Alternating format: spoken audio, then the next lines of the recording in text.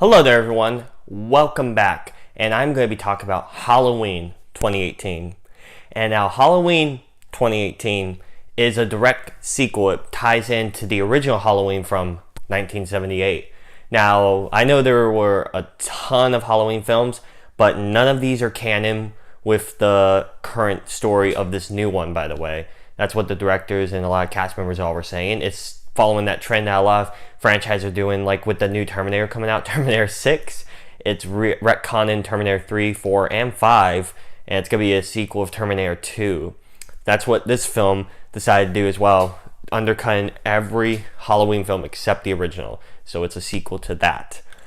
And it's about where 40 years after the original events, Michael Myers breaks out of this insanity ward he's been in, this mental prison, and decides to go on his killing spree again, while the only survivor, I believe, I have not seen any of the Halloween films. This is my first one going in, so just keep that in mind. But the only survivor, I believe, of the original film, who is played by the one and only Jamie Lee Curtis, she's like, I want to put an end to him. I want to kill him. So it's basically a fight to the death between those two. But before you get to that, Michael has got, of course, slash some people, hence the term the slasher genre.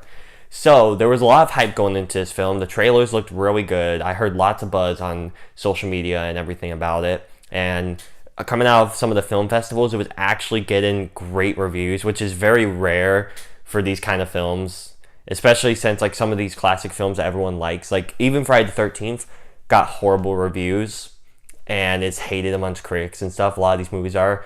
But some of them stand out, like even the original Halloween. It actually is one of the best reviewed horror films, I believe. It's like a 93 or something. But this film was one to follow in the footsteps because it also got really great critical response. But why this franchise in particular, these two? Because the other films seem to not have. But they're all basically the same when you break them down. It's all about a guy in a mask, a William Shatner mask, by the way. That's interesting. Just going around stabbing people. So what made this one so good and what made that one so good? Well, I don't know about the other one, except maybe people just have pure nostalgia to it, but this one was actually pretty decent. I'll talk about the parts I liked first, because there are a couple of complaints I have with it, but let me start about the parts I really liked. I thought the kills were very brutal, and I hate to be that guy, be like, ooh, yes, but when you go to see a film like this, you expect brutal kills, and I'm glad that they stuck with the R rating because it really helped them out in how gory they can get in a couple of them. And there are lots of deaths in this movie. Like, wow, I think this is the most deaths I've seen in a film like this in quite a while. And each one, like, that's kind of a little problem I have, is like, you can tell when most of these people are going to die. There isn't really any shock value, save for one or two deaths, which again, one of those two just annoyed me very much because of that plot twist. But overall, the kills, I mean, they were satisfying to watch because they're like, wow, this is what I paid for. Well, at least I think that's what fans of this franchise paid for, to see Michael kill some people. But you just know they're gonna die, except for a couple that he just kills out of nowhere, or one person that no one expected to die. I didn't expect to die, but so that's for the deaths.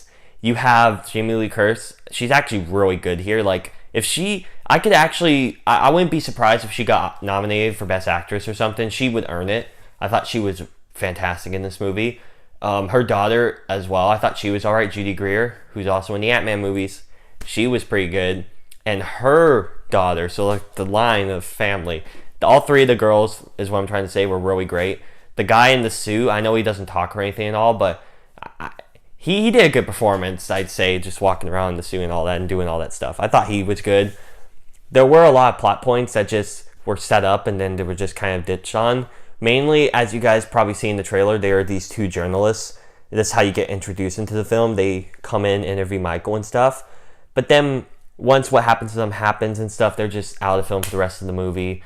You have some characters that are integral to some other main characters' plot lines, but then they're just out of the picture and they don't come back at all. No explanation of where they went and stuff. That kind of annoyed me. There was this doctor guy that was fascinated with Michael Myers and how serial killers' minds work and stuff like that. I hated him, and I hated that plot twist with him involved in the film. That really got on my nerves, and I was really aggravated. And it was just so stupid.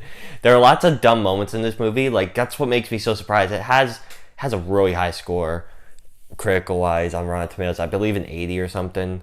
And I'm just shocked about why so many critics seem to like this movie, because it's pretty generic when it comes down to it. Some of the kills are gory and stuff. That's cool. The performances from the three girls are pretty fine. The guy in the micro suit was awesome. But that's really it. The story's pretty generic. Like, it's basically just a survive story. And they build up the Jamie Lee Curtis character to fight Michael Myers. And mini spoiler, by the way. Well, it's not really a spoiler per se, but after they fight, it's hinted, like, you think that they win, of course, because they burn the house down, and he's in there, and there's no way he could have escaped.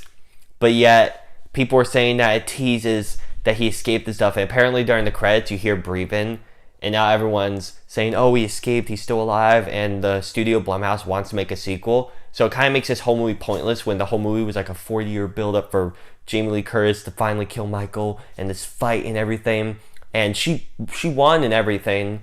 But yet, if he still escaped, then that means we're gonna have to sit through something like this again with the next movie. It just felt like a waste of time to me.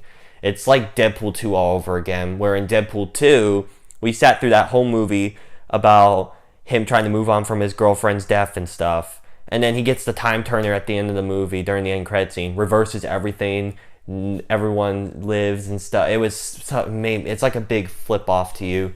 Like, hey, I know you sit through 2 hours of this, but none of it mattered because everyone came back anyways and everything's fine. It really annoyed me. It's so stupid. But yeah, minor rant aside, I know it may sound like I hate the movie with that little jab at the end there. Jab. But I overall liked it. I thought some of the kills were pretty good. Again, the performances is what held me in. And it wasn't scary like I was expecting. It was more suspenseful on how these characters would die. Because you know that some of these characters are dying. But it's how they would die is the real thing. And it wasn't really scary. It was just suspenseful, honestly, in some scenes. But yeah, those are my thoughts on Halloween. Thank you all for watching. I know this video was a few days late, but I finally got a chance to go and see it, and I wanted to discuss it. And also pumpkin, because it's Halloween time coming up.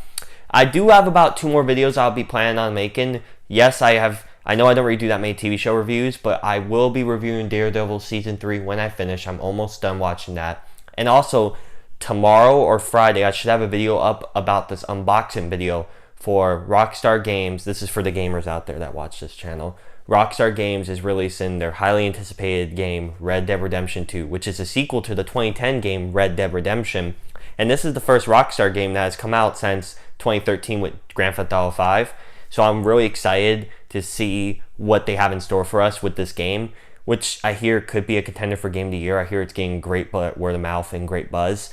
And I'm real excited to check it out. And after I play that game for a bit, I could do what I did for Spider-Man PS4 and also give it a review. Give me another game review out there for any of you guys interested in my game reviews.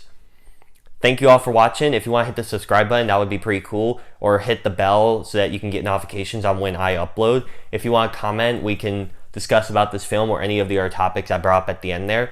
Thank you all for watching, and I hope you all have a great day. Bye.